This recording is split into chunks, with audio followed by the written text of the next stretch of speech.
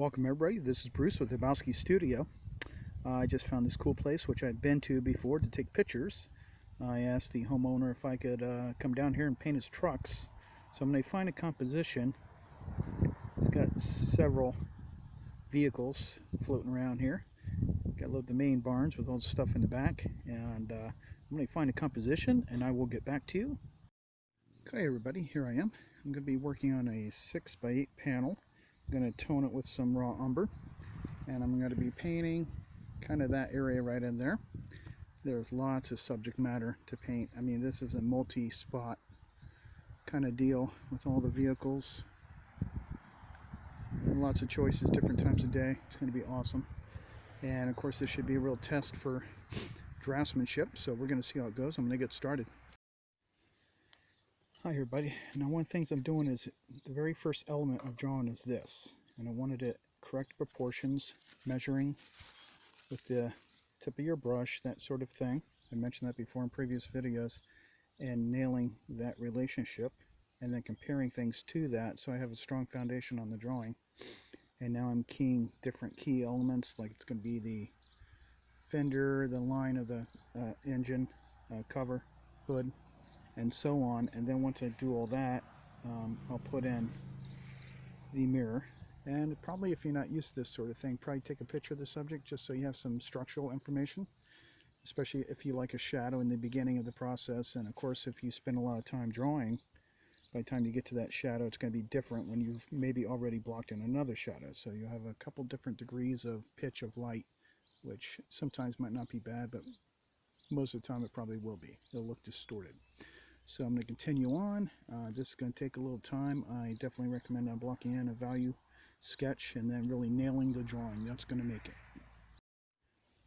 Okay, I'm finally ready to start laying some paint down, and this is about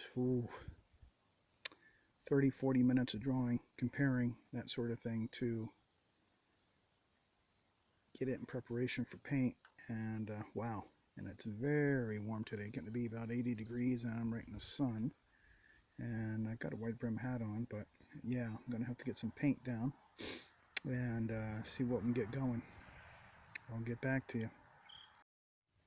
Okay, here's what we got going on right now, and boy, been at this about an hour and 20 minutes, and it is hot, really hot. Just trying to nail these shadows and stuff. A lot of drawing, and now I'm going to start mixing up the green for the truck to get the varied textures and stuff and see how that goes. Well, here I am after going to be 2 hours here, longest I've spent on a piece here. It's exhausting being in this heat, and I think I'm just going to do a little bit more, get a note of the sky color. I'm going to be taking out the trees in the background, I think, maybe, and just put in some sky and see where I get. Very, very challenging, and a lot to learn from this one. I am definitely going to take a picture to get some details and polish it up in the studio. Here's the final before I pack up. Like I said, it's too hot, so I'm going to go for a swim, and we'll talk about it when I get home. Here's the final before I pack up. Like I said, it's too hot, so I'm going to go for a swim, and we'll talk about it when I get home. Hi, okay, I'm back home. It's actually a little later in the day because I just had to go swimming. I mean, I'm in a shade here in Maine in June. I'm in a little patio, which has my hammock set up and everything. Super comfy there. In about another hour, this will be totally in shade. And then, but wow, it's like pretty warm out today. So I just had to go veg out for half the day. But here's what I ended up with at my little painting excursion at the place with the farm trucks, and lots of rich material there. I will go back, talk to the owners. They came in and out doing their little chores when I was there. It was pretty cool. A lady that's a family member actually does pastels, so she came and looked at it and we talked. So it's kind of cool meeting another artist, and this is why we got to kind of venture out. I actually found the guy. I just assumed I saw him walking alongside the road, the weed whacker. And these farm places up here have probably, I don't know, 200 acres or something, some of them. And I just, by chance, I said, do you own that? Because it just looked odd. He was walking along the road near there where I was going to want to paint with these trucks. And I said, do you own that property? And he said, yeah, I do. And then here, you know, then I ended up painting there. So it's cool. He's the son, and his mother lives there apparently. So now I have free reign to go back there anytime I want, which is really cool because different times of day, so on and so forth.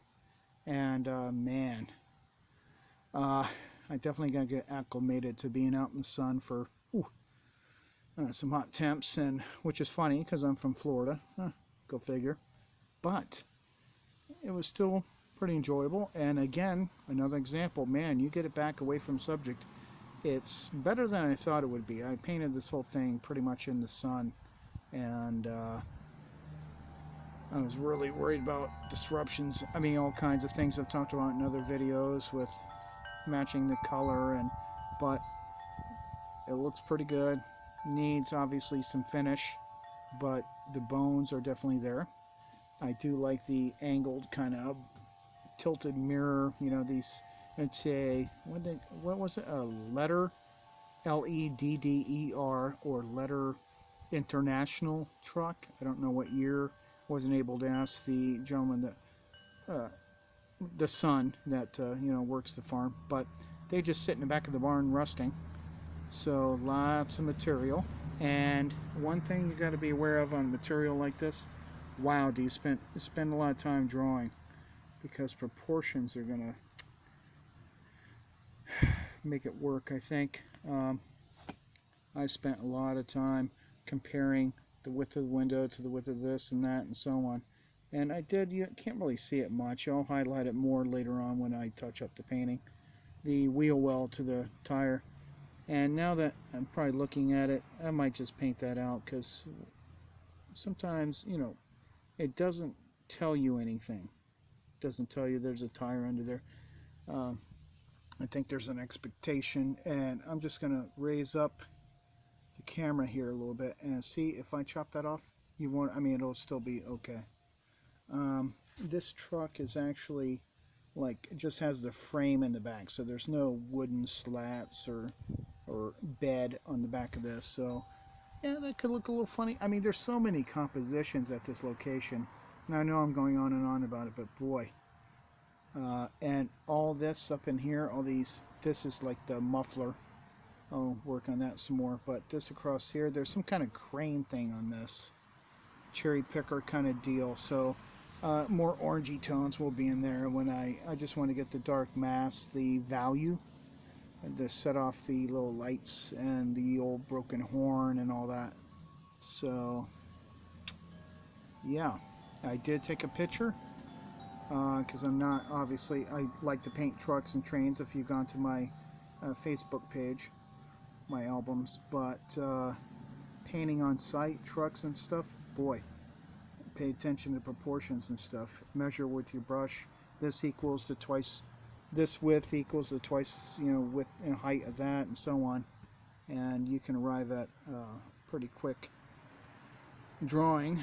And this is going to be the most challenge with the patina of the paint job, the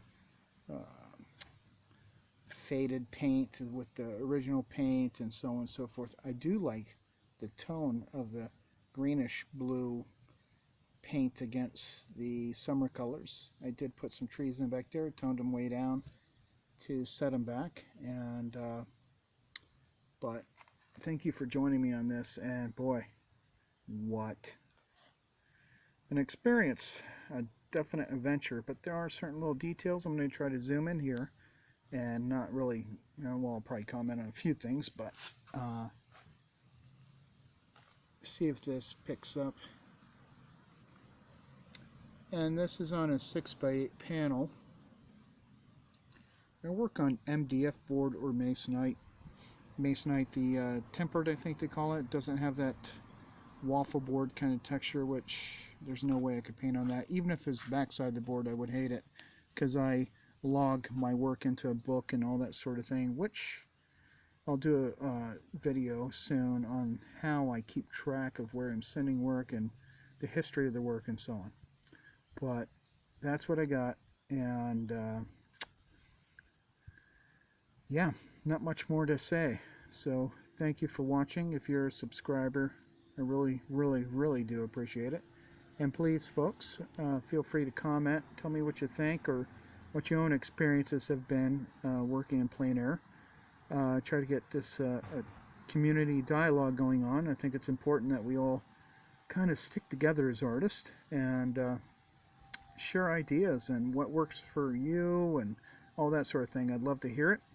And if you're not a subscriber, please subscribe and get more content like this. And thank you for watching. I appreciate it. Take care.